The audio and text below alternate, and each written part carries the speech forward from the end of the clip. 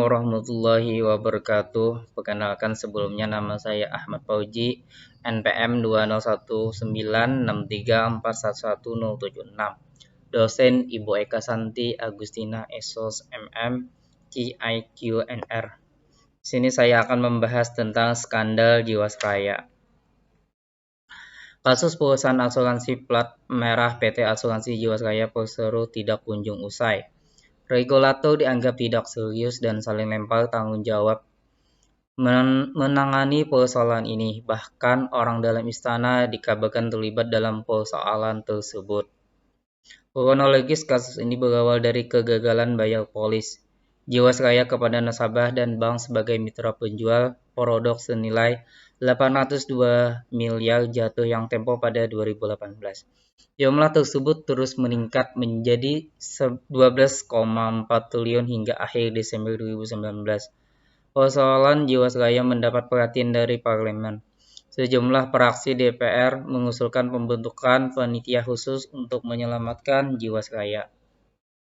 Wakil Ketua DPRI Sufmi Dasko Ahmad mengatakan secara informal, saat ini sudah ada 3 fraksi yang akan mengusulkan pembentukan panitia khusus pansus terkait kasus PT Asuransi Jiwasraya Persero. Dasko mengatakan salah satu fraksi yang mengusulkan pembentukan pansus Jiwasraya tersebut adalah fraksi Partai Gerindra. Dasko menjelaskan Komisi 11 dan Komisi 6 DPRI sudah meminta membuat surat untuk mengadakan audit secara khusus terhadap Jiwasraya. Menurut dia, kemungkinan dalam rapat DPRI di masa sidang mendatang, Komisi 11 dan Komisi 6 akan mengusulkan secara resmi pembentukan pansus Jiwasraya. Menurut dia, permasalahan Jiwasraya harus segera dicarikan solusinya karena yang menjadi korban adalah para nasabah yang banyak kehilangan uangnya. Sumber oleh Muhammad Januar Rizki 2 Januari 2020. Dimuat di artikel Hukum Bisnis. Kali ini kita akan masuk ke pembahasan mengenai Jiwasraya tersebut. PT Asuransi Jiwasraya Persero tengah menjadi sorotan masyarakat. Asuransi jiwa tertua di Indonesia itu mengalami tekanan likuiditas sehingga likuiditas perseroan tercatat negatif 23,92 triliun pada September 2019. Selain itu, Jiwasraya membutuhkan uang sebesar 32,89 triliun rupiah untuk kembali sehat. Direksi baru melaporkan terdapat kejanggalan laporan keuangan kepada Kementerian BUMN. Indikasi kejanggalan itu betul karena hasil audit kantor akuntan publik Kap Priwaterhouse Prof PwC atas laporan keuangan 2017 mengoreksi laporan keuangan interim dari laba sebesar 2,4 triliun menjadi hanya 428 miliar. Agustus 2018. Menteri BUMN Rini Sumarno mengumpulkan direksi untuk mendalami potensi gagal bayar perseroan. Ia juga meminta BPK dan BPKP untuk melakukan audit investigasi terhadap Jiwasraya. Pemegang saham menunjuk Heksana Tri Sasongko sebagai direktur utama menggantikan Asmawi Syam. Heksana mengungkapkan Jiwasraya membutuhkan dana sebesar 32,89 triliun untuk memenuhi rasio solvabilitas RBC 120%. Tak hanya itu, aset perusahaan tercatat hanya sebesar 23,26 triliun, sedangkan kewajibannya mencapai 50,5 triliun. Akibatnya, likuiditas Jiwasraya negatif sebesar 27,24 triliun.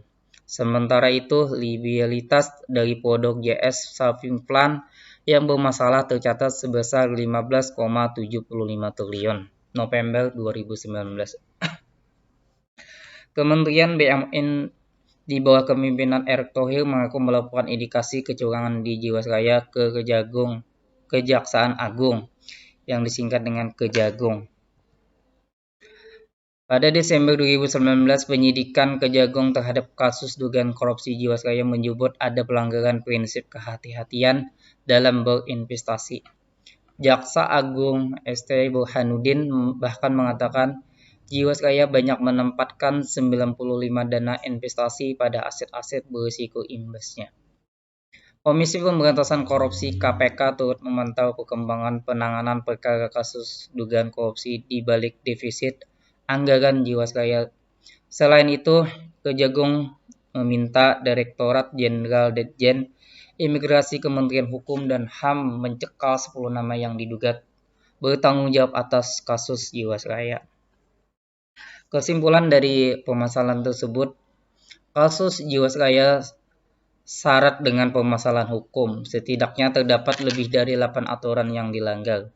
Pelanggaran telah merugikan nasabah sehingga aparat penegak hukum harus bergegas melakukan perlindungan hukum dengan cara meminta pertanggungjawaban pidana, perdata dan administratif serta etik dari para pelaku kasus ini.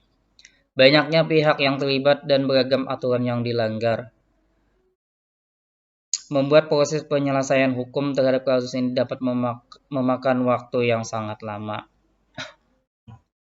Untuk itu, proses perlindungan hukum dapat dilakukan secara bersamaan. Penyelesaian hukum tidak bisa diabaikan karena merupakan bagian dari penting dari perlindungan hukum negara terhadap masyarakat demi terciptanya rasa aman. Selain itu juga otoritas jasa keuangan dibentuk dengan tujuan agar keseluruhan kegiatan jasa keuangan di dalam sektor jasa keuangan terselenggara secara teratur, adil, transparan, dan akuntabel, serta mampu mewujudkan sistem keuangan yang tumbuh secara berkelanjutan dan stabil, dan mampu melindungi kepentingan konsumen dan masyarakat. Dengan tujuan ini, OJK diharap dapat mendukung kepentingan sektor jasa keuangan nasional, sehingga mampu meningkatkan daya saing nasional. Selain itu, OJK harus mampu menjaga kepentingan nasional, antara lain meliputi sumber daya manusia, pengelolaan, pengendalian, dan kepemilikan di sektor jasa keuangan, dengan tetap mempertimbangkan aspek positif globalisasi. Sejalan dengan hal di atas, maka dalam kasus ini, OJK sudah berusaha untuk menjalankan fungsi dan wewenangnya sesuai dengan tujuan tersebut. Meski harus diakui bahwa dalam perjalanannya, peran yang dilakukan oleh OJK dalam rangka penyelamatan di kasus ini belumlah sempurna. Kasus sejatinya OJK dapat melakukan pemeriksaan lebih dalam terhadap produk asuransi yang dilakukan oleh PT Asuransi Jiwasraya Persero tersebut sebagai bentuk menjalankan fungsi pengawasan. Namun setidaknya OJK sudah menunjukkan itikat baik untuk berperan aktif dalam kasus ini. Dengan hadirnya skenario yang dirancang tersebut dan tindakan lain yang sudah dijabarkan sebelumnya. Cukup dari ulun penjelasannya. Salah hilap mohon dimaafkan. Wabillahi taufiq hidayah. Wassalamualaikum warahmatullahi wabarakatuh.